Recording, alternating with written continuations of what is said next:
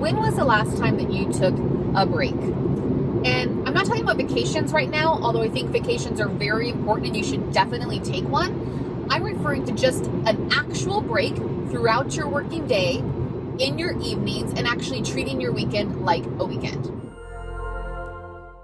Now, I am not a rowing expert, but one of the gyms that I go to, rowing is a big part of their training, and it's a water rower. And I used to think that when we were being challenged to go a certain distance or meet a certain time, that I just had to go faster, just row faster, until one day the coach said to me, he goes, no. He goes, with this type of rower, actually, when you just keep doing the motion faster and faster, the water never has a chance to slow down. It just spins at the same rate, and you actually don't pick up any extra power or speed.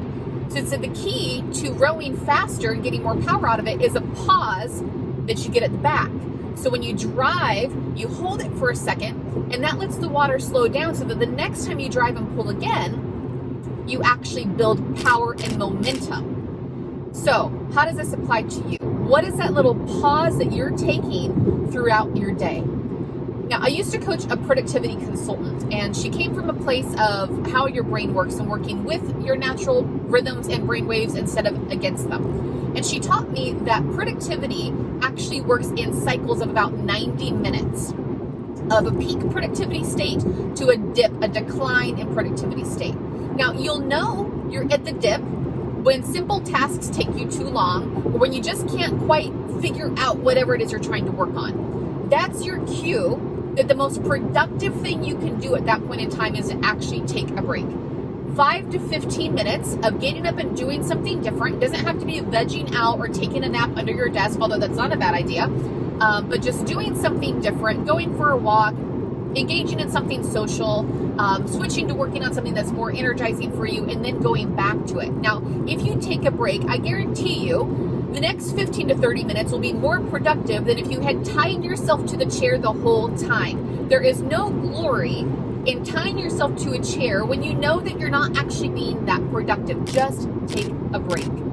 This also goes for your evenings. I'm headed right now to go to dinner with a friend that I haven't seen in over a year. So work those little micro things into your schedule throughout the week that you actually look forward to. And you have to schedule them in, otherwise they won't happen. Because there will always be plenty of work to do. You'll never be done. If you are finished, then you're probably doing something wrong. Like, if you're a high achiever, there's always more that you want to do. There's always goals to be working on. So you have to purposely and intentionally plan little breaks throughout your day, as well as maybe slightly larger breaks on your evenings or on your weekends that give you something to look forward to and force you to stop the clock and go take care of yourself, put yourself first. So this week, I hope that you enjoy that pause at the end of your productivity cycle, and that you have even more power going into the next drive.